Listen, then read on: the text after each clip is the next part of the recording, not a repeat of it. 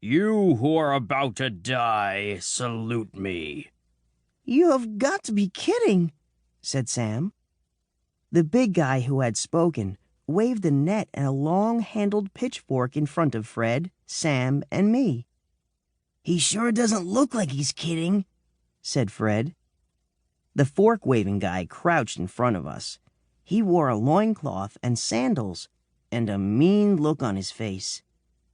I swear I put the book away in a safe spot so we wouldn't get time-traveled into any more trouble, I said.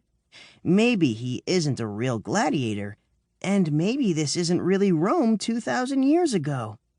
Yeah, said Sam. And maybe I'm Santa Claus, and maybe this is the North Pole. I looked around for a way out. We stood in the middle of a little outdoor arena about the size of a small backyard. A tall wooden wall circled all around us. Our sneakers sank into deep sand. There was no way to escape. Now fight, said the gladiator, getting impatient. I cannot believe I let myself get dragged into this time travel trying to find that disappearing book thing again, said Sam. What's the big deal, said Fred. It's just a little accident. This could be a great chance to see some real wrestling. Just a little accident? Squeaked Sam, his voice rising like it does when he gets excited. Then why don't you explain the little accident to our friend with the trident? With the what? Said Fred. With that big fork he's getting ready to poke us with, said Sam. Oh, yeah, I knew that, said Fred. Sam pushed Fred forward. Fred looked up at the gladiator. He looked back at Sam. I got it under control. Fred took off his World Wrestling hat and bowed. Greetings, gladiator guy. We have come from far away to see some real wrestling. See, I was telling Sam that even I could whip this one guy named Gladiator back in our time, but I wasn't talking about... The gladiator twitched like a rattlesnake. 1 second, Fred was holding out his hat. The next second, his hat was speared on the end of the trident. About you, I wasn't talking.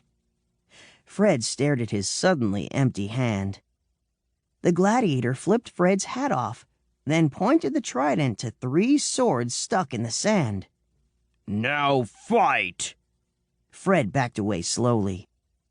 We're not really the fighting kind of... Ah! The gladiator yelled, and attacked. We all dove and grabbed a sword. Oh, man, said Fred. That's not fair. These are made of wood. Sam held his sword in front of him with 2 hands. I don't think our new friend really plays fair. Do some magic, Joe. Say something. Get us out of here. I tried to think if I knew any gladiator knockout spells. I remembered reading some kind of gladiator spell in the book, but as usual, that was our problem. We had to find the book. Excuse me, Mr. Gladiator, I said. I didn't know exactly how you should talk to an ancient Roman gladiator, but I figured it wouldn't hurt to be polite. My friends and I dropped in by accident, and we'll be on our way just as soon as we find our book. The gladiator twirled his net. I don't think we're getting through, said Sam. There's 3 of us, and only 1 of him, said Fred, suddenly braver now that I was the one in front of the guy's trident. I had to think of something quick, before the guy poked all 3 of us like overdone turkeys.